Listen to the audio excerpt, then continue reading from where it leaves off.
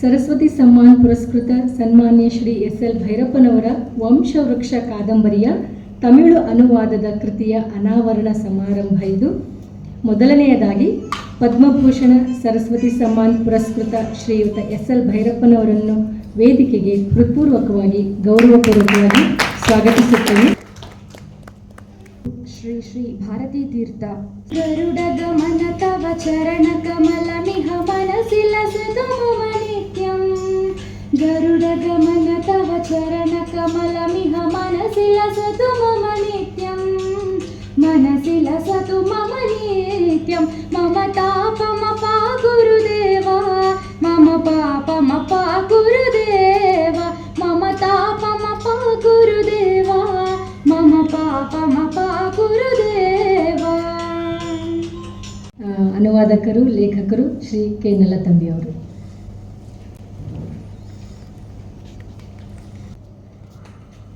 ಭೈರಪ್ಪನವರ ಪರಿಚಯ ನಾನೇನು ಮಾಡಿಕೊಡ್ಬೇಕಾಗಿಲ್ಲ. ಮೈಸೂರಿಗೆ ಬಂದು ಚಾಮುಂಡಿ ಬೆಟ್ಟ ನೋಡಿ ಅಂತ ಹೇಳ್ದಂಗೆ ಆಗುತ್ತೆ. ಯಾಕೆಂದರೆ ಅವರು ಎಲ್ರಿಗೂ ಚಿರಪರಿಚಿತವಾದಂಥವರು. ಇವರು ಮೈಸೂರಲ್ಲೇ ತಮ್ಮ ವಿದ್ಯಾಭ್ಯಾಸವನ್ನು ಮಾಡಿದಂಥವರು. ಮತ್ತು ಇವರು ಸತ್ಯ ಮತ್ತು ಸೌಂದರ್ಯ ಎಂಬ ಪ್ರಬಂಧಕ್ಕಾಗಿ ಡಾಕ್ಟರೇಟ್ ಪದವಿ ಪಡೆದಂಥವರು. ಸುಮಾರು 25 ಕಾದಂಬರಿಗಳು, 17 ಕೃತಿಗಳು ಭಾರತದ ಇತರ ಭಾಷೆಗಳಿಗೆ ಅನುವಾದವಾಗಿವೆ. ಇವರ ಕೆಲವು 4 ಕಾದಂಬರಿಗಳು ಸಿನಿಮಾ ಕೂಡ ಆಗಿದೆ. ಪದ್ಮಭೂಷಣ, ಸರಸ್ವತಿ ಸನ್ಮಾನ್, ನಾಡೋಜ ಪ್ರಶಸ್ತಿ, ಕೇಂದ್ರ ಸಾಹಿತ್ಯ ಅಕಾಡೆಮಿ ಪ್ರಶಸ್ತಿ, ಕನ್ನಡ ಸಾಹಿತ್ಯ ಅಕಾಡೆಮಿ ಪ್ರಶಸ್ತಿ, ಹೀಗೆ ಹಲವಾರು ಪ್ರಶಸ್ತಿ, ಇನ್ನೂ ಅನೇಕ ಪ್ರಶಸ್ತಿಗಳಿಗೆ ಇವರು ಭಾಜನರಾಗಿದ್ದಾರೆ. ಪಾವಣ್ಣ ಅವರು ತಮಿಳಿನಲ್ಲಿ ಒಂದು ಪ್ರಸಿದ್ಧ ಲೇಖಕರು ಮತ್ತು ಅನುವಾದಕರು ಕೂಡ. ಅವರ ಹುಟ್ಟು ಹೆಸರು ಭಾಸ್ಕರ್ ಅಂತ. ಅವರು ತಮಿಳುನಾಡಿನ ಕಡಲೂರಿನ ಪಕ್ಕದ ಒಂದು ಗ್ರಾಮದಲ್ಲಿ ಹುಟ್ಟಿ ಎಂಜಿನಿಯರಿಂಗ್ ಪದವಿ ಪಡೆದು ಅವರು ಇಡೀ ಜೀವನವನ್ನು ಕರ್ನಾಟಕದ BSNL ಸಂಸ್ಥೆಯಲ್ಲೇ ಕೆಲಸ ಮಾಡಿ ನಿವೃತ್ತಿಯಾದವರು. ಈಗ ಬೆಂಗಳೂರಲ್ಲಿ ವಾಸ ಮಾಡುತ್ತಿದ್ದಾರೆ.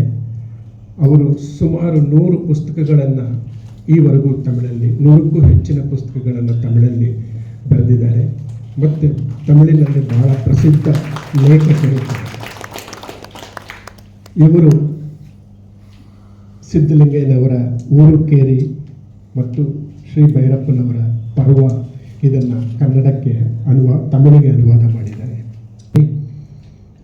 ನಿವೃತ್ತಿ ಆದ ಮೇಲೆ ಏನು ಮಾಡೋದು ಅಂತ ಗೊತ್ತಿಲ್ಲದೆ ಇದ್ದಾಗ ನನಗೆ ಆಸರೆ ಕೊಟ್ಟಂಥದ್ದು ಈ ಅನುವಾದ.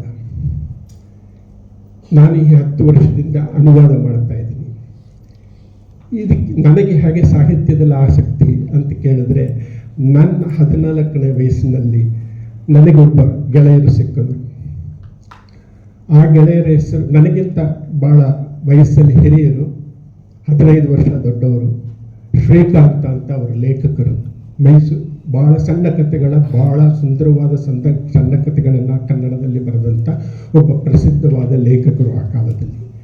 ಅವರು ನನಗೆ ಪರಿಚಯ ಆದಾಗ ಅವರು ನನಗೆ ಸಾಹಿತ್ಯದ ಗೀಳನ್ನು ಹಚ್ಚಿಸಿದರು.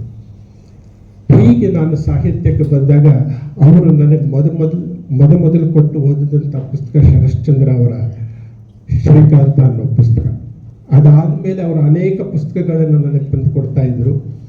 ಅದರಲ್ಲಿ ಒಂದು ಪುಸ್ತಕ ವಂಶವೃಕ್ಷ. ಈ ವಂಶವೃಕ್ಷ ಪುಸ್ತಕವನ್ನು ನಾನು ಓದಿದಾಗ ನನಗೆ 14 ವಯಸ್ಸು. ಇದು 1961ರಲ್ಲಿ ಪ್ರಕಟವಾಯಿತು. ಅದಾದಮೇಲೆ 3 ವರ್ಷ ಆದಮೇಲೆ ನನ್ನ ಕೈಗೆ ಈ ಪುಸ್ತಕ ಸಿಕ್ತು. ಆವಾಗ ನಾನು ಈ ಪುಸ್ತಕವನ್ನು ಓದಿದೆ. ಆವಾಗ ಏನು ಅರ್ಥ ಮಾಡಿಕೊಂಡೆ, ಅದರ ತಲೆಬುಡ ಏನು ಅರ್ಥವಾಯಿತು ನನಗೆ ಏನೂ ಗೊತ್ತಿಲ್ಲ. ಅದಾದಮೇಲೆ ಅದೇ ಪುಸ್ತಕವನ್ನು 60 ವರ್ಷಗಳು ಬಿಟ್ಟು ನಾನೇ ಅನುವಾದ ಮಾಡಬೇಕಾಗಿ ಬಂದಿರುವಂಥದ್ದು ನನ್ನ ಸೌಭಾಗ್ಯ ಅಂತಂತೆ.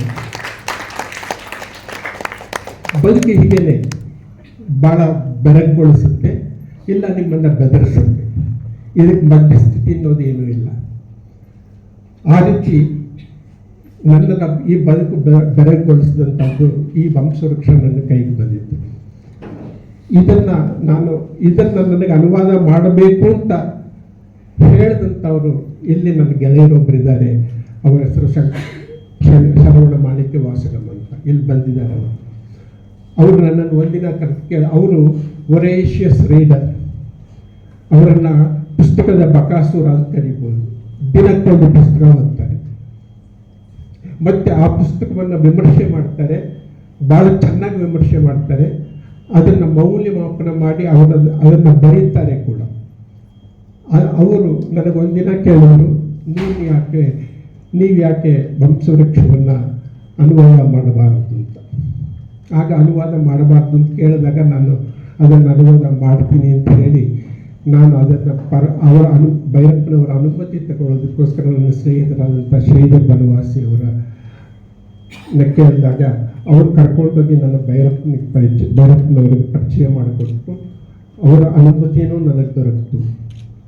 ಈ ಪುಸ್ತಕವನ್ನು ನಾನು ಕಳೆದ ವರ್ಷ 2023 ಅಕ್ಟೋಬರ್ 2ರಂದು ಬರೆಯೋದಕ್ಕೆ ಅನುವಾದ ಮಾಡೋದಕ್ಕೋಸ್ಕರ ಕೂತ್ಕೊಂಡಂಥವು.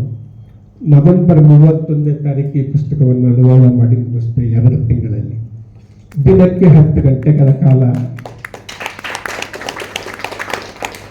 ಈ ಪುಸ್ತಕ ನನಗೆ ಮೈಸೂರಲ್ಲಿ ಬಿಡುಗಡೆ ಆಗ್ತಾ ಇರೋದಂತೂ ಭಾಳ ಸಂತೋಷವಾದಂಥ ಸಂಗತಿ. ಯಾಕೆಂದರೆ ನಾನು ಹುಟ್ಟಿ ಬೆಳೆದಂಥದ್ದು ಮೈಸೂರಲ್ಲಿ, ನನ್ನ ವಿದ್ಯಾಭ್ಯಾಸ ನಡೆದಿದ್ದು ಮೈಸೂರಲ್ಲಿ, ಅದೇ ರೀತಿ ಭೈರಪ್ಪನವರ ವಿದ್ಯಾಭ್ಯಾಸ ಕೂಡ ನಡೆದಿದ್ದು ಮೈಸೂರಲ್ಲಿ. ಅವರು ಈಗ ಸದ್ಯಕ್ಕೆ ನೆಲೆಸಿರೋದು ಮೈಸೂರಲ್ಲಿ. ಮತ್ತು ಇದು ನನ್ನ 51ನೇ ಅನುವಾದದ ಪುಸ್ತಕ. ಸೊ ಈ ಎಲ್ಲ ಕಾರಣಗಳಿಗೋಸ್ಕರ ನನಗೆ ಮೈಸೂರಿನ ಬಗ್ಗೆ ಒಂದು ಅಭಿನವ ಒಂದು ಸಂಬಂಧ ಇದೆ ನನಗೆ. ಸೊ ಅದರಿಂದ ನನಗೆ ಬಹಳ ಸಂತೋಷವಾಗ್ತಾ ಇರೋಂಥ ಸಂಗತಿ. ಈ ಪುಸ್ತಕವನ್ನು ನಾನು ಬರೆದು ಮುಗಿಸಿದ ಮೇಲೆ ನಾನು ಓದಲಿಕ್ಕೆ ಕೊಟ್ಟಂಥದ್ದು 3 ಜನಕ್ಕೆ. ಒಂದು ಪಾವಣ್ಣನ್, ಇನ್ನೊಂದು ಶರವಣ ಮಾಣಿಕ್ಯ ವಾಸಗಂ, ಮತ್ತು ಇನ್ನೊಂದು ನನ್ನ ಮತ್ತೊಬ್ಬ ಸ್ನೇಹಿತರಾದಂಥ ಕಣ್ಮಣಿ.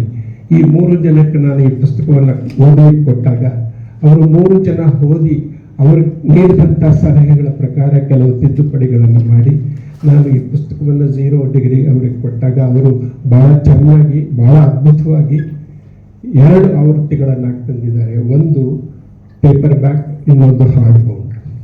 ಭಾಳ ಸುಂದರವಾಗಿ ತಂದಿದ್ದಾರೆ ಈ ಪುಸ್ತಕವನ್ನು. ಈ ಪುಸ್ತಕವನ್ನು ನಾನು ಅನುವಾದ ಮಾಡಿದಾಗ ನನಗೆ ಭಾಳ ಸಂತೋಷ ಕೊಟ್ಟಂಥ ಸಂಗತಿ. ಯಾಕೆಂದರೆ ಒಂದು ಪುಸ್ತಕವನ್ನು ಅನುವಾದ ಮಾಡೋದು ಅಷ್ಟು ಸುಲಭ ಅಲ್ಲ.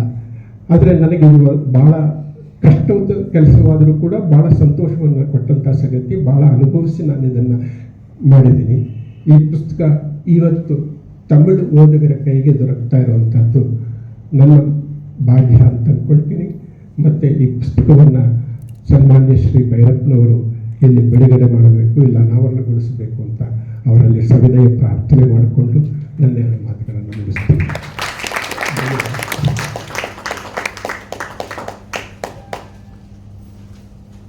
ಘಟ್ಟ ಪುಸ್ತಕ ಲೋಕಾರ್ಪಣೆಯ ಸಮಯ. ಶ್ರೀಯುತ SL ಭೈರಪ್ಪನವರು ಅದನ್ನು ನೆರವೇರಿಸಿಕೊಡಬೇಕಾಗಿ ವಿನಮ್ರಪೂರ್ವಕ ವಿನಂತಿ.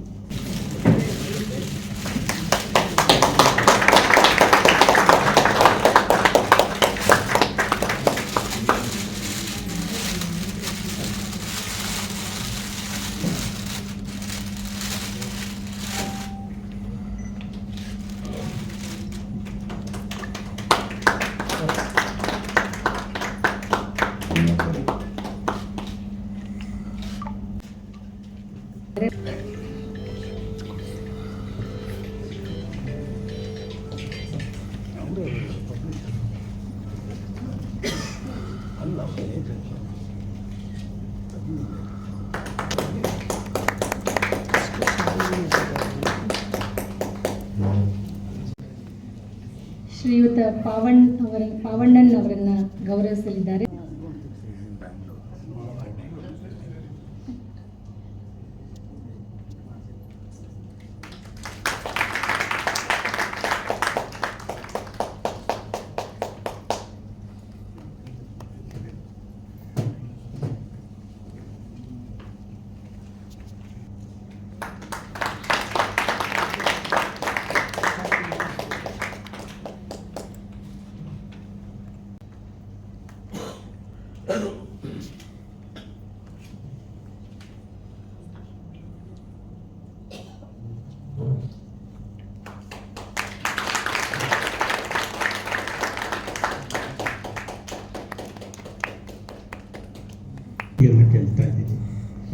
ನನ್ನ ಮಿಡಲ್ ಸ್ಕೂಲ್ ಮೇಷ್ಟ್ರಾದಂಥ ಶ್ರೀ ಗೋಪಾಲಸ್ವಾಮಿ ಮೇಷ್ಟ್ರು ಇಲ್ಲಿ ಬಂದಿದ್ದಾರೆ, ಸದ್ವಿದ್ಯಾ ಪಾಠಶಾಲೆ ಮೇಷ್ಟ್ರು ಇಲ್ಲಿ ಬಂದಿದ್ದಾರೆ. ನನ್ನ ಎಲ್ಲ ಗುರುಗಳ ಪರವಾಗಿ ನನಗೆಲ್ಲ ಅಕ್ಷರಗಳನ್ನು ಕಲಿಸ್ಕೊಟ್ಟಂಥ ಗುರುಗಳು ಪರವಾಗಿ ಇವರನ್ನು ನಾನು ಇಲ್ಲಿ ಸನ್ಮಾನ ಮಾಡ್ತಾ ಇದ್ದೀನಿ. ಅವರು ಬಂದು ನನ್ನ ಸನ್ಮಾನವನ್ನು ಸ್ವೀಕರಿಸಬೇಕು ಅಂತ.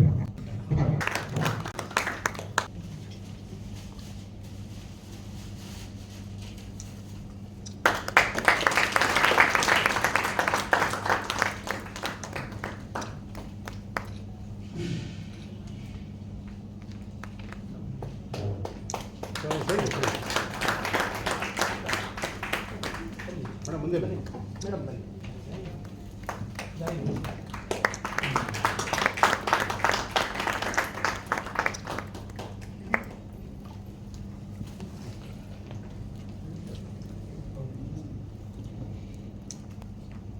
ಇಷ್ಟವಾದಂಥ ಪಂಕ್ತಿ ಮೂಲದಲ್ಲಿ ಹೀಗಿದೆ: ಇಬ್ಬರು ಮುಂಜಾವಿನ ಉಪಹಾರವನ್ನು ತೆಗೆದುಕೊಳ್ಳುವುದರಲ್ಲಿ 9:15 ಗಂಟೆಯಾಗಿತ್ತು. ಅಷ್ಟರಲ್ಲೇ ಹೊರಗೆ ಪ್ರಚಂಡ ಬಿಸಿಲು ದಹಿಸುತ್ತಿತ್ತು. ಜೊತೆಗೆ ಆಕಾಶದ ಒಂದು ಭಾಗದಲ್ಲಿ ದಟ್ಟ ಮೋಡ ಕವಿದಿತ್ತು. ವಾತಾವರಣದಲ್ಲಿ ಉಂಟಾದ ಉಷ್ಣದಿಂದ ಅಷ್ಟು ವೇಳೆಗೆ ಅವರಿಬ್ಬರು ಮಬ್ಬು ಸೆಕೆಯಿಂದ ಬೇಯುತ್ತಿದ್ದರು. ತಲೆಯ ಮೇಲೆ ತಿರುಗುತ್ತಿದ್ದ ಫ್ಯಾನು ಪ್ರಯೋಜನಕ್ಕೆ ಬರಲಿಲ್ಲ. ಹೊರಗೆ ವಿಶಾಲವಾಗಿ ಹರಡಿದ ಭೂಮಿಯ ಕಾಯ್ದ ಮಳೆಯನ್ನು ಬಯಸುತ್ತಿತ್ತು. ಭೂಮಿಯ ಮೇಲೆ ಬೆಳೆದು ಅದಕ್ಕೆ ಶೋಭೆ ತಂದಿದ್ದ ಹಸಿರಿನ ಮುಖವು ಮಳೆಯಿಲ್ಲದೆ ಮುದುಡುವ ಸ್ಥಿತಿಗೆ ಬಂದಿತ್ತು. ತನಗೆ ಮಳೆ ಬೇಕೆಂದು ಕೇಳುವುದು ಭೂಮಿಯ ಸ್ವಭಾವವಲ್ಲ. ಅಷ್ಟರಲ್ಲಿ ಆಕಾಶವು ಪೂರ್ಣವಾಗಿಯೂ ಮೋಡಗಳಿಂದ ಮುಚ್ಚಿ ಹೋಗಿತ್ತು. ಕ್ರಮೇಣವಾಗಿ ಮೋಡಗಳ ಸಾಂದ್ರತೆ ಹೆಚ್ಚಾಗಿ ಅದೆಲ್ಲವೂ ಒಮ್ಮೆಗೆ ಕಳಚಿ ಬಿದ್ದು ಬಿಟ್ಟರೆ ಆ ಪ್ರವಾಹದಲ್ಲಿ ಭೂಮಿಯ ಮೇಲಿನ ಸುಂದರವಾದ ಹಸಿರು ಮುಖವು ಕೊಚ್ಚಿ ಹೋಗಿ ಅಲ್ಲಿ ವಿಕಾರವಾದ ಆಕಾರ ಮಾತ್ರ ಉಳಿಯುವುದೇನೋ ಎಂಬಷ್ಟು ಘನವಾಗಿತ್ತು ಮೋಡದ ಸ್ವರೂಪ. ಆದರೂ ಮೋಡವು ಕೆಳಗೆ ಬಂದು ಭೂಮಿಯನ್ನು ಸ್ಪರ್ಶಿಸದೆ ಬಿಗುಮಾನದಿಂದಲೂ ಸಂಕೋಚದಿಂದಲೂ ಮೇಲೆಯೇ ತೂಗುತ್ತಿತ್ತು. ಭೂಮಿಗೂ ಮೋಡಕ್ಕೂ ಒಂದು ಮುಖ್ಯ ವ್ಯತ್ಯಾಸವಿತ್ತು. ಇದು ಭಾದ್ರಪದ ಮಾಸ. ಭೂಮಿಗೆ ಹಿಂದೆ ತೃಪ್ತಿಯಾಗುವಷ್ಟು ಮಳೆಯಾಗಿತ್ತು. ಅದು ಜಲದಲ್ಲಿ ನಡೆದು ಸಂತುಷ್ಟವಾಗಿತ್ತು. ಮಳೆ ನಿಂತ ಕೆಲವು ದಿನ ಕಳೆದ ಮೇಲೆ ಪುನಃ ಆಕಾಶವನ್ನು ನೋಡುತ್ತಿತ್ತು. ಆದರೆ ಈಗ ಆಕಾಶವನ್ನು ತುಂಬಿರುವುದು ಮೊದಲ ಬಾರಿಗೆ ಜಲವಾಗುವ ಪರಿಪಾಕ ಮುಟ್ಟುತ್ತಿರುವ ಹೊಸ ಮೋಡ. ತನ್ನ ಭಾರವನ್ನು ಸಹಿಸುವ ಶಕ್ತಿ ತನಗೇ ಇಲ್ಲದಿದ್ದರೂ ಭೂಮಿಯ ಮೇಲೆ ಸುರಿದ ಹಿಂದಿನ ಅನುಭವ ಅದಕ್ಕಿಲ್ಲ. ವಿಸ್ಮಯದಿಂದ, ಸಂದಿಗ್ಧತೆಯಿಂದ ಮತ್ತು ತನಗೆ ಅರಿವಾಗದ ಹೊಸ ಸ್ಥಿತ್ಯಂತರದ ಗಾಬರಿಯಿಂದಲೆಂಬಂತೆ ಮೋಡವು ಒಂದು ವಿಧವಾದ ನಿಷ್ಕ್ರಿಯಾವಸ್ಥೆಯನ್ನು ಮುಟ್ಟಿತ್ತು. ಇದು ಕನ್ನಡದ ಮೂಲ. ಅದೇ பேராத தமிழின் அனுவாத. இருவரும் காலை சுற்றுண்டைய முடிக்க 9:45 மணியானது. அதற்குள்ளே கடும் வெயில் சுட்டது. கூடவே வானின் ஒரு பகுதியில் அடர்த்தியாக மேகம் கவிழ்ந்திருந்தது. பருவ நிலையில் ஏற்பட்ட உஷ்ணத்தால் அந்த வேளையில் அவர்கள் இருவரும் வெக்கையில் வெந்து கொண்டிருந்தார்கள். தலை மீது சுற்றி கொண்டிருந்த காற்றாடியால் பயனில்லை. வெளியே பறந்த பூமி காய்ந்து மழையை விரும்பியது. பூமி மீது வளர்ந்து அதற்கு அழகு கொடுத்த பசுமையான மரங்கள் மழையில்லாமல் வாடும் நிலைக்கு வந்திருந்தன. தனக்கு மழை வேண்டும் என்று கேட்பது பூமியின் இயல்பல்ல. அதற்குள் வானத்தை முழுமையாக மேகம் மூடிவிட்டது. மெல்ல மேகங்கள் அடர்ந்து அதிகமாகி அவையெல்லாம் ஒன்றாக கழன்று திடீரென்று விழுந்து விட்டால் அந்த வெள்ளத்தில் பூமி மீதான அழகான பசுமை அடித்து போய் அங்கே விகாரமான ஆகாரம் மட்டுமே தங்கிவிடுமோ என்பதைப் போல கனமாக இருந்தன மேகங்களின் வடிவங்கள். ஆனாலும் மேகங்கள் கீழே வந்து பூமியை ஸ்பரிசிக்காமல் மேலேயே தொங்கிக் கொண்டிருந்தது. தயக்கத்தாலா அல்லது கூச்சத்தாலா? பூமிக்கும் மேகத்திற்கும் ஒரு முக்கியமான வேறுபாடு இருந்தது. இது புரட்டாசி மாதம். பூமி திருப்தி அடையும் அளவு முன்பே மழை பொழிந்திருந்தது. அது தண்ணீரில் நனைந்து ஆறுதல் அடைந்திருந்தது. மழை விட்டால் சில நாட்களுக்கு பிறகு மீண்டும் வானத்தை பார்த்தது. ஆனால் இப்போது வானத்தில் அடர்ந்திருப்பது முதல் முறையாக தண்ணீராக கவிழ்ந்துவிட்ட துடிக்கும் புது மேகம். தன் பாரத்தை தாங்கிக் கொள்ளும் வலிமை தன்னிடமே இல்லாமல் போனாலும் பூமி மீது பொழிந்த முன் அனுபவம் அதற்கு இல்லை. வியப்பால் இறுக்கத்தால் தனக்கே அறிவில்லாத புதுமையின் திகைப்பால் மேகம் ஒரு வகையில் இயங்காமல் இருந்தது.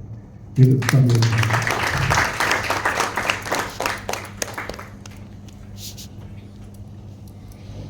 ಅನುವಾದ ನಿಜಕ್ಕೂ ಭಾಷೆಗಳನ್ನು ಬೆಸೆಯುವ ಒಂದು ಮಹಾ ಸೇತು ಅಂತ ಹೇಳ್ಬೋದು. 2 ಭಾಷೆಗಳಲ್ಲಿ ನಿರರ್ಗಳವಾಗಿ ಅವರ ಅನುವಾದವನ್ನು ನಮಗೆ ಓದಿಸಿದ್ದಾರೆ ನಲ್ಲತಂಬಿಯವರು. ಈ ಕೆಲಸಕ್ಕಾಗಿ ಅವರಿಗೆ ಹೃತ್ಪೂರ್ವಕ ಅಭಿನಂದನೆಗಳನ್ನು ಮತ್ತೊಮ್ಮೆ ಸಲ್ಲಿಸ್ತಾ, ಭೈರಪ್ಪನವರ ಬಗ್ಗೆ ಹಾಗೂ ವಂಶವೃಕ್ಷ ಕೃತಿಯ ಕುರಿತಾಗಿ Shri ಪಾವಣ್ಣನವರು ಮಾತಾಡಬೇಕಾಗಿ ವಿನಂತಿಸಿಕೊಳ್ತೇನೆ. That I am very happy this day to be with our renowned and loved writer, Mr. Bhairappa. It was a big dream for us.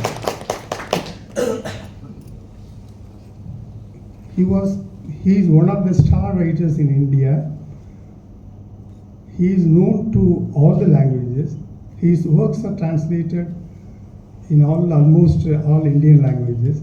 He is a well-known Indian writer. And today we are spending this afternoon with him is a very big boon to us. As you people are living in Mysore, you may not feel that much happiness to be with him because it may be a daily activity to you to meet him or to talk with him. But people like us, far from this place and far from all the languages, it is a big dream for us to be with a writer and to spend 1 hour with him and talking about his writings and hearing about his writings. Our publishers and our Nallathambi made this possible to us, and I am very much thankful to them to provide this opportunity to be with our loved writer, Mr. Bhairappa. Though I see him today only, I know him very well since from my college days. See, during 70s and 80s of the last century, National Book Trust has taken up one project called Adan Pradhan. The motto of this project was translating the classic works of every language to other language. In that way, they have selected almost 20 works from all the Indian languages, and they were translated in all the Indian languages. One of such big list was our Grahabanga. Through Grahabanga, it has come to Tamil also. Only I came to know him. At that time only I completed my degree and I was preparing for my competitive examinations. So I was spending a lot of time in the library only. So what I used to do, some 2 hours I was preparing for my competitive exams, and another 2 hours I used to read the literature side. So I just, when the literature gets exhausted, I used to enter into that competitive examination world. When it was got exhausted, and I used to take up a novel or short story collection. In that way, I picked up that Grahabanga and I read it.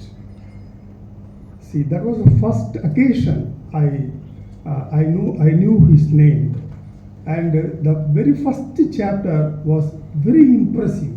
See, that impression still is existing in my mind. So whenever I'm thinking of Bhairappa, that image only has come to my mind. The first chapter will start like this: a mother is scolding her own son. So that was the first chapter. Her own son means she was cursing him. That curse becomes a very big blow on their family. How a mother can curse her own son? But it was her character. Due to her character, the entire family was collapsed in another 30-40 years. The balance, nearly some 600 pages of the story was made as essence in one line: that curse from your mother. Curse from your mother spoiled her own family. See, that metaphor was just breaking my head. I still remember the shock, and I got it. That visual, actually, that was a visual effect, and visual with dialogue. That effect has made me to read that novel thrice, 2 times, 3 times. So I remembered very well. So from that day onwards, his name registered in my mind. And later I got an appointment in Karnataka and came. And further I read his novels, his own novels. So that was his way. I got into his works and I liked him very much. And his works are translated in Tamil almost 40 years, 50 years, 60 years afterwards. Grihobhanga was translated after 40 years. This Vamsha Vriksha got translated after 60 years. But 60 years is, you are not feeling that 60 years gap, because the currency of the problem talked in this novel is still relevant. Because of the relevance, the novel seems to be fresh, and Nalathambi made it still fresh. So that relevance only is more important. The number of years what we are lagging is not a big issue. The relevance only, the relevance of the problem, the relevance of the society, the relevance of the human characters is more important. See, I made to make a mention that how this translation has come. It was a dream for us. See, what happened one day, we friends, that myself and Saravanan, Nalathambi and some other friends used to meet one day once in a while, once in 2 months or 3 months, and we have a chat and then lunch in a hotel. See, when we were talking that, and we were talking about the remarriage issue and break after love. We can say that the trust became broken between the two. So that was the major theme of our talk in that day. And we quoted some examples of various novels, and we were going on talking. In that course of talk, all of a sudden, I mentioned about this Vamsha Vriksha. And I told him, see, that was the best example where that trust was broken, and where that remarriage was becoming an issue for this Kadambari. Because that remarriage concept was talked in all the novels, almost in all Indian languages, remarriage was talked. In 1920, one Madhavaya, one big novelist in Tamil Nadu, was the foremost novelist. He has written one Muthu Meenakshi, one novel. So that was almost some 4th or 5th novel, that is in the order. But that in that 4th or 5th novel itself, that remarriage was the biggest problem on that day issue. So remarriage of a man was not an issue, and love of a man was not an issue in the society. Remarriage of a girl only became a very big issue, and love of a girl became a very big issue, and love of a girl who was already a widow was still more a big issue. How it happened in society? How the society had 2 type of point of views. One point of view towards male and one point of view towards female. How that duality existed. See, you can see love with only one point of view, but you are seeing the love of a girl in a separate point of view, love of a boy in another point of view. This degree of differences made this problem more complicated. How it happened? See, we were not talking about that through the examples of the society. We were talking through the examples of the fiction world, right from Tagore and right from all the Indian languages, major classic works we took, and Tarasankar Banerjee we took, and finally we landed on this Vamsha Vriksha. Then it became a very big course of interesting conversation. So when I was mentioning about the concept of this novel to Nallathambi and Saravanan. And Saravanan also already read the novel, so he also had given some inputs. So that was the first seed for this translation, and finally it became a dream for us. So this novel should come to Tamil readers also. How they should understand this concept, and they should read this in Tamil. Then Nallathambi made us his own dream, and he came to Mysore, and he talked with Bhairappa, and he got the permission, and then everything became a very systematic way. It took away, and he took the permission, and he approached the publisher, and the publisher also agreed, and everything went on well. And as he told me, in another 60 days he has completed this task. You just imagine a book of 300 and nearly 400 pages in Kannada and 600 pages for more than 500 plus in Tamil. See, a man completed this translation in 60 days. See, even one day he worked for 6 to 7 days, 8 hours, and 60 days for nearly 480 days. See, normally a translation, one page will take nearly to 1.5 to 2 hours for a neat translation, not a rough translation. A rough translation you can do it in 1 hour, but neat translation takes nearly 1 page, 2 hours.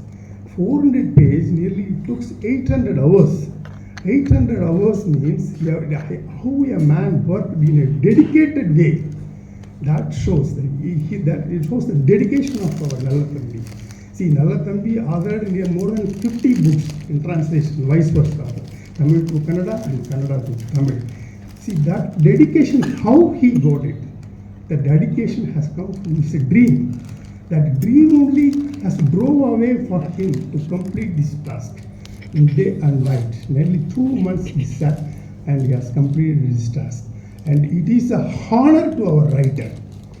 See, that's what. Translated, he has not done it as a translation. It was a honor to a master. See, 80 days a man consistently, every day, 8 hours, he sat and completed this task. Means it is a salute to this writer. That's what I feel. So I am very much thankful to our Nallathambi for bringing this work to our Tamil reader and Tamil population. Tamil population will be always great, will have this gratitude towards him, because already he has done a lot of works, definitely, and this will be another feather in his cap. That's how this novel became, a dream became true. This novel became now in the Tamil version, and it has been released today. And so I am very happy that till now that only we two, that there is our Nallathambi, our Saravanan and myself only was speaking about this novel. And now onwards, the entire Tamil readers, literary readers, will talk about this. So it is an opening, and that it is a good opening from today onwards. Our Tamil readers will talk about it. We'll have a debate on this. And to me personally, this novel is a very beautiful novel to me. I enjoyed it 2 times. I read it, and one in English and one in Kannada. One time in Kannada and one time in English, and I enjoyed really. And everyone will have that the turmoil of the life. A lifetime turmoil will happen to anybody. So, like Shodri in this novel faced that turmoil. That turmoil will happen to anyone. How we handled the turmoil, how we come out of that, or how we are becoming the sacrifice of his own turmoil, that became a very big issue. That only is the biggest thing in that novel.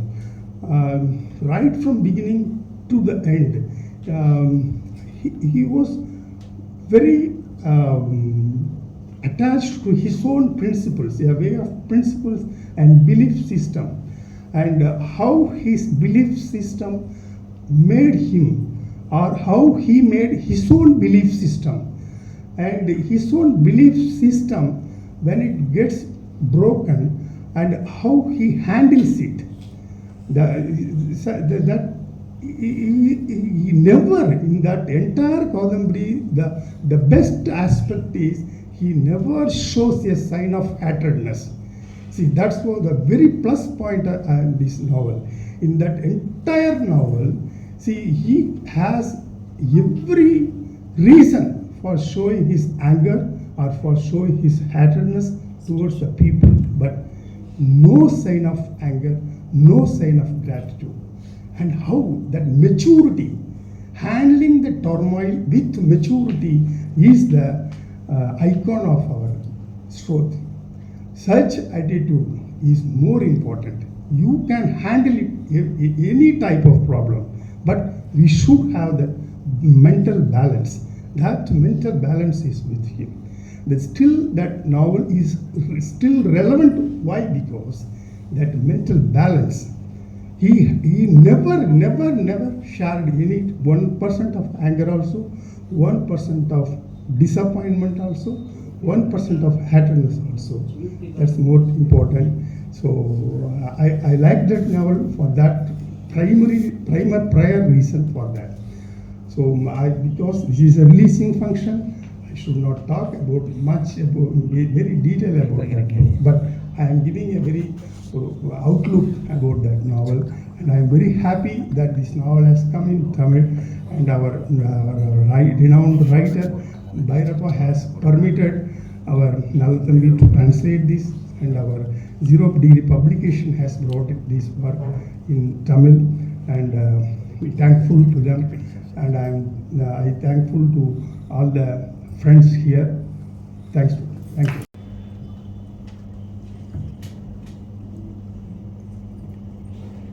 ನನ್ನ ಸ್ನೇಹಿತರು doctor Chandrashekhar ಬೆಂಗಳೂರಲ್ಲಿ ಇದ್ದಾರೆ. ನಾನು ಯಾವಾಗಲಾದರೂ ಒಮ್ಮೊಮ್ಮೆ ಬೆಂಗಳೂರಿಗೆ ಹೋದಾಗ ಅವ್ರ ಮನೆಯಲ್ಲಿ ಉಳಿಯೋದು ನನ್ನ ಪದ್ಧತಿ. ಒಂದು ಸಲ ನಾನು ಅವ್ರ ಮನೆಗೆ ಹೋದಾಗ ಅವರು ಹೇಳಿದರು, ಇಲ್ಲಿ ನಿಮ್ಮ ವಂಶವೃಕ್ಷ ಚಂದ್ರಶೇಖರ್ ಸ್ವಲ್ಪ ನಿಂತ್ಕೊಳ್ಳಿ, ಆ ಕಡೆ ತಿರ್ಕೊಳ್ಳಿ.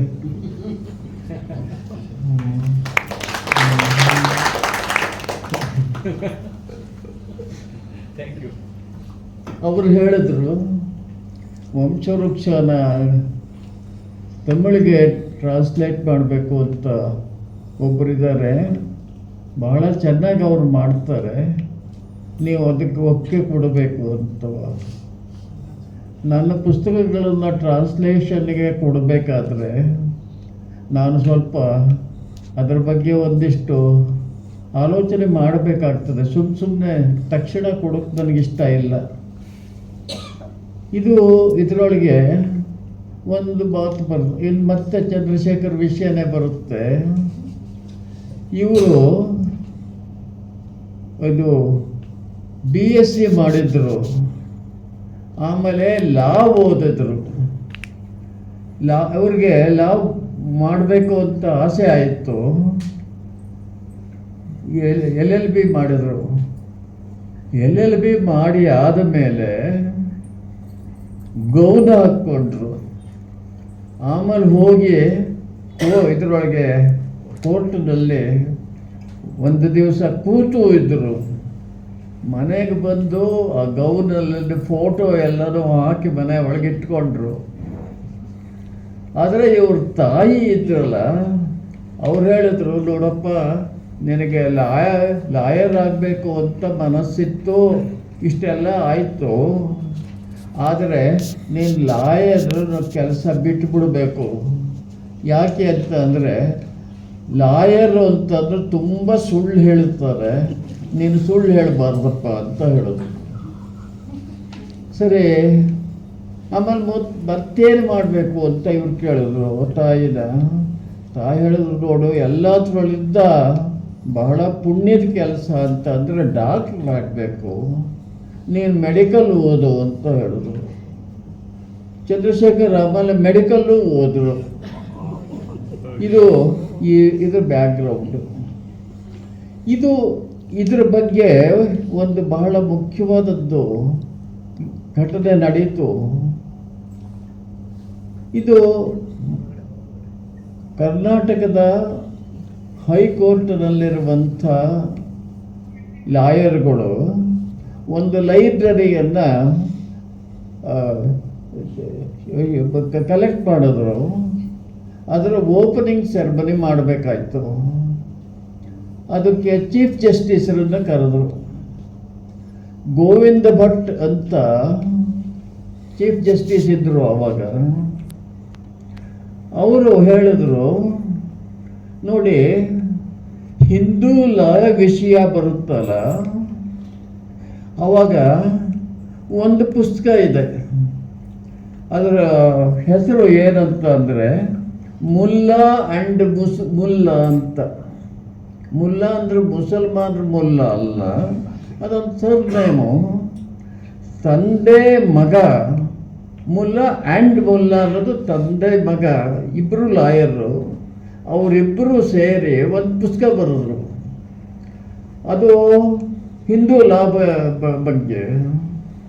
ಅದನ್ನು ನಾವು ಇದನ್ನು ಮಾಡ್ತೀವಿ, ಏನು ಅದನ್ನು ಲಾಯರ್ಗಳು ಆ ಮುಲ್ಲಾ ಪುಸ್ತಕನ ಓದಿ ಆರ್ಗ್ಯೂ ಮಾಡ್ತೀರ.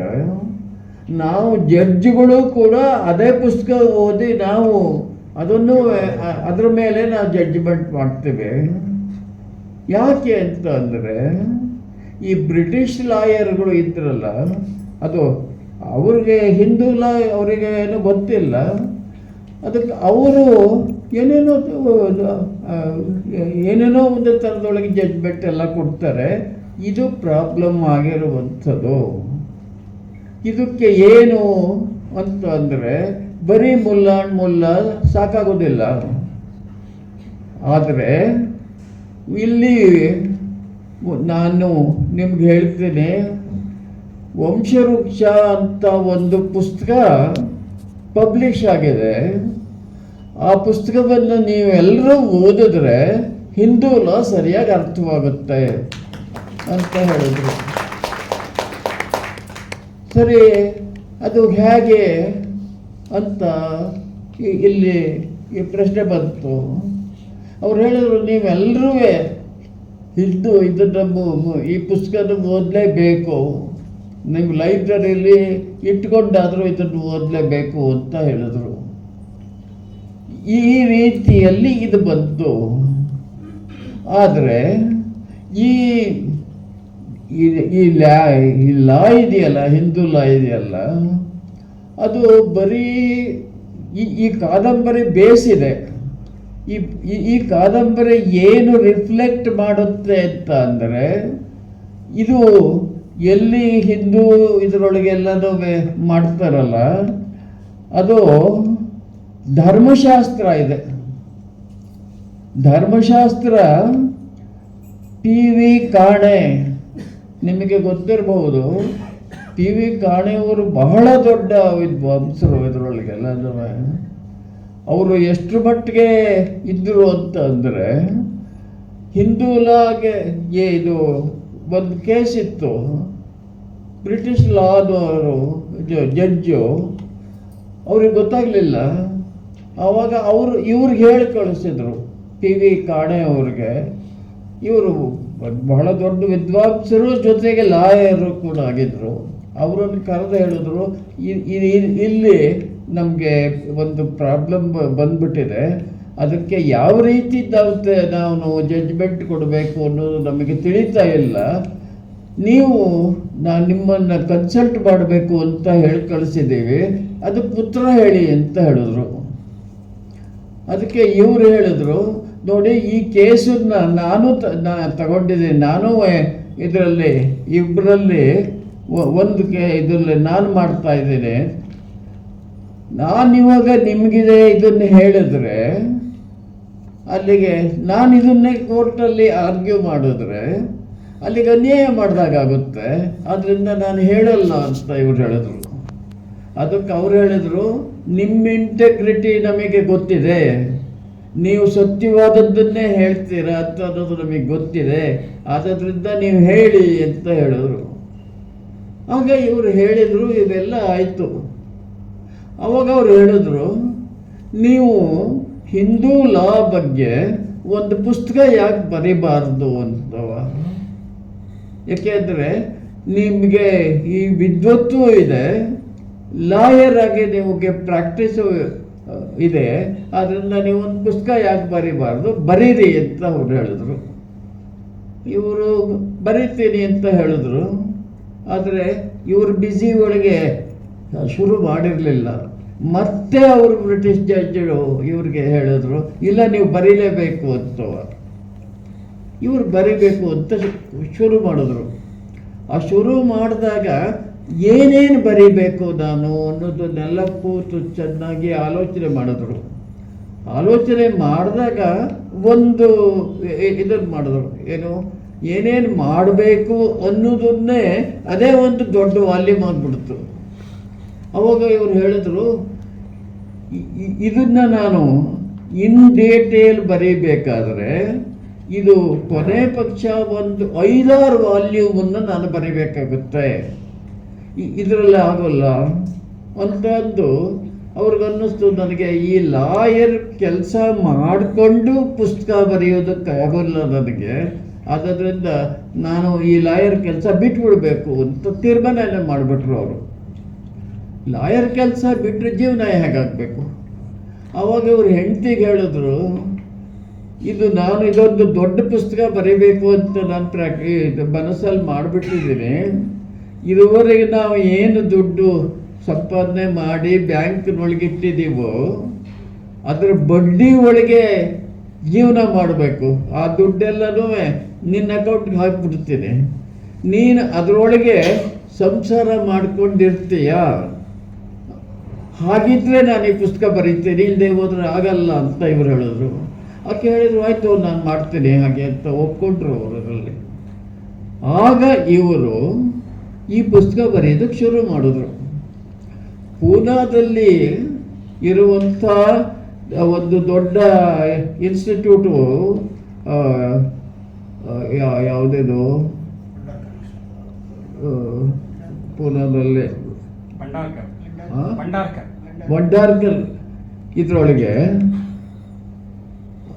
ಇವರಿಗೆ ಎಲ್ಲವೂ ಪುಸ್ತಕನೂ ಇರುವಂಥದ್ದು ಬಹಳ ದೊಡ್ಡ ಇದರಲ್ಲಿ. ಇವರಿಗೊಂದು ದೊಡ್ಡ ಹಾಲ್ ಕೊಟ್ಟರು. ಆ ದೊಡ್ಡ ಹಾಲ್ನೊಳಗೆ ಇವ್ರಿಗೆ ಯಾವ್ಯಾವ ಪುಸ್ತಕ ಬೇಕು ಅದನ್ನೆಲ್ಲ ಇಟ್ಕೊಂಡಿರೋದು. ಆಮೇಲೆ ಒಬ್ಬ ಅಸಿಸ್ಟೆಂಟನ್ನು ಕೊಟ್ಟರು. ಇದನ್ನು ಇವರು ಬರೋಕ್ಕೆ ಶುರು ಮಾಡಿದ್ರು.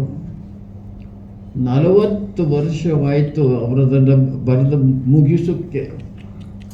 ಆ 40 ವರ್ಷದ ಆದಮೇಲೆ ಲಾಸ್ಟ್ ಬಟ್ ಒನ್ ಅದನ್ನು ಬರೆಯುವಾಗ ಅವರು ಒಂದು ಅದರ ಲಾಸ್ಟ್ ಬಟ್ ಒನ್ ವಾಲ್ಯೂಮ್ ಅನ್ನೋಕ್ಕೆ ಮುನ್ನುಡಿ ಒಳಗೆ ಅವ್ರು ಬರೆದಿದ್ದಾರೆ, ನನಗೆ ದೇವರಲ್ಲಿ ನಂಬಿಕೆ ಇದೆ, ಆದರೆ ನಾನು ಇದುವರೆಗೆ ದೇವರನ್ನ ಏನೂ ಕೇಳಿಲ್ಲ, ಯಾರೂ ದೇವರನ್ನ ಕೇಳಬಾರ್ದು.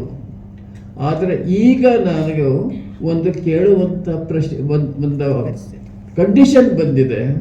ಅದೇನು ಅಂದರೆ, ನಾನು ಕೊನೆ ವಾಲ್ಯೂಮನ್ನು ಬರೆಯೋ ತನಕ ಮುಗಿಸೋ ತನಕ ನನ್ನ ಕಣ್ಣಿಗೆ ಒಂದಿಷ್ಟು ಶಕ್ತಿಯನ್ನು ಕೊಡಪ್ಪ ದೇವರೇ ಅಂತ ಬರ್ಕೊಂಡಿದ್ದಾರೆ ಅವರ ಇದರೊಳಗೆಲ್ಲ. ಇದು ಅವರ ಶಕ್ತಿ ಇರೋದು. ಇದು ಈ ಧರ್ಮಶಾಸ್ತ್ರ ಅಂತ ಅನ್ನೋದು ಬಂದಾಗ ಇಲ್ಲಿ ನಾವು ಯೋಚನೆ ಮಾಡೋದೇನು ಅಂತಂದರೆ, ಇದು ಅರ್ಥಶಾಸ್ತ್ರ ಅಂತ ಅನ್ನೋದು ಒಂದಿದೆ. ಅರ್ಥಶಾಸ್ತ್ರ ಅಂತ ಅನ್ನೋದು ನಮ್ಮ ವೆಸ್ಟರ್ನ್ ಕಂಟ್ರೀಸ್ನೊಳಗೆ ಏನಾಗಿದೆ, ಅರ್ಥಶಾಸ್ತ್ರ ಅಂತಂದರೆ ಅದು ಎಕನಾಮಿಕ್ಸು. ನಾವೆಲ್ಲರೂ ಇಂಟರ್ಮೀಡಿಯೇಟ್ ಓದುವಾಗ ನಾವು ಎಕನಾಮಿಕ್ಸ್ ಓದಿರ್ತೀವಿ. ಅದರೊಳಗೂ ಬಹಳ ಇಂಪಾರ್ಟೆಂಟ್ ಆದಂಥ ಒಂದು ಸ್ಟೇಟ್ಮೆಂಟ್ ಇದೆ ಇದರಲ್ಲಿ. ಎಲ್ಲಿ ಇದು ಪದಾರ್ಥಗಳಿಗೆ ಡಿಮಾಂಡ್ ಹುಟ್ಟುತ್ತಲ್ಲ ಆವಾಗ ಬೆಲೆ ಏರುತ್ತೆ. ಅದನ್ನ ಲಾ ಅಂತ ಕರೀತಾರೆ ಅವರು, ಏನು ವೆಸ್ಟರ್ನ್ ಇವರು. ಲಾ ಅಂದ್ರೆ ಏನಾಯ್ತು ಅಂತ ಅಂದ್ರೆ ಇಟ್ ಈಸ್ ಜಸ್ಟಿಫಿಯಬಲ್ ಅಂತ ಅನ್ನೋದೇ ಮೇನಿಂಗು ಅದರೊಳಗೆಲ್ಲ. ನಮಗೆ ಅದು ನಿಜವಾಗಿ ಜಸ್ಟಿಫಿಯಬಲ್ಲೇ ಅಂತ ಅನ್ನೋದು ಒಂದು ಪ್ರಶ್ನೆ ಹುಟ್ಟುತ್ತೆ ಇದ್ರೊಳಗೆಲ್ಲ. ಅದು ನಿಜವಾಗ್ಲೂ ಜಸ್ಟಿಫಿಯಬಲ್ಲು ಅಂತಂದರೆ ಅದನ್ನು ನಾವು ಒಪ್ಕೊಳ್ಳೇಬೇಕಾಗುತ್ತೆ. ಇದರಲ್ಲಿ ಯಾವ ರೀತಿ ಅಂತ ಅಂದರೆ, ನಮಗೆ ಒಂದು ಹಬ್ಬ ಬರುತ್ತದೆ,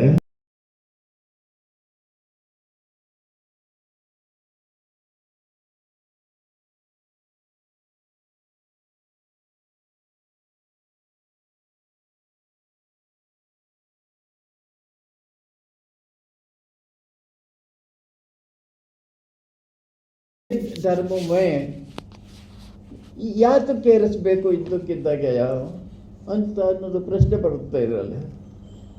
ಇನ್ನೊಂದು ಉದಾಹರಣೆ ಕೊಡಬೇಕು ಅಂತ ಅಂದರೆ, ಈಗ ಮೈಸೂರಿಗೆ ದಿರಿಸಿ ಇದು ಬರುತ್ತೆ, ಏನು ಎಲ್ಲಿಂದಲೋ ಅಕ್ಕಿ ಬೇಳೆ ಇಂಥದನ್ನೆಲ್ಲ ನಾವು ತರಿಸ್ತೀವಿ ಇದರಲ್ಲಿ. ಸಪೋಸ್ ಅಲ್ಲಿ ಇದನ್ನು ಟ್ರೈನ್ ಒಳಗೆ ಏನೊಂದು ದೊಡ್ಡ ಇದಾಗ್ಬಿಡುತ್ತೆ, ಏನೋ ಒಂದು ದೊಡ್ಡ ಆಕ್ಸಿಡೆಂಟು ಏನೋ ಆಗ್ಬಿಡುತ್ತೆ.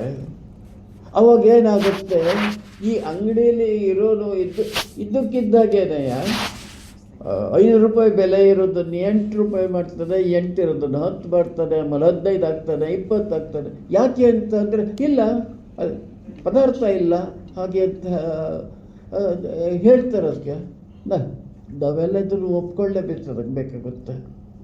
ಆದರೆ ನಿಜವಾದ ಧರ್ಮದ ರೀತಿಯಲ್ಲಿ ನಾವಿದನ್ನು ನೋಡಿದ್ರೆ, ಈ ಅಂಗಡಿ ವ್ಯಾಪಾರ ಮಾಡೋನಿರ್ತಾನಲ್ಲ, ಅವನಿಗೆ ಈ ಒಂದೊಂದು ಏರಿಯಾಗೆ ಒಂದೊಂದು ಅಂಗಡಿ ಇರುತ್ತೆ. ಆ ಏರಿಯಾದಲ್ಲಿರೋನಿಗೆ ಇವನು 10 ದಿವಸದಲ್ಲಿ ಅದು ರಿಪೇರಿ ಆಗುತ್ತೆ. ಅಲ್ಲಿ ತನಕ ನಿಮ್ಮ ಕುಟುಂಬಕ್ಕೆ ಎಷ್ಟು ಬೇಕೋ ಅಷ್ಟನ್ನು ಮಾತ್ರ ನೀವು ತಗೊಳ್ಳಿ, ಇದು ಆಮೇಲೆ ಹೇಗೆ ಬಂದೇ ಬರ್ತದಲ್ಲ ಅಂತ ಇವನು ಹೇಳ್ತಾನೋ. ಇಲ್ಲ, ಇವನು ಬೆಳೆ ಏರಿಸ್ಕೊಂಡು ಹೋಗೋದೇ ಇವನಿಗೆ ಕೆಲಸ ಆಗೋಗ್ಬಿಡುತ್ತೆ ಇದರೊಳಗೆಲ್ಲವೇ. ಇದು ಯಾವ ಎಕನಾಮಿಕ್ಸು ಇದನ್ನು.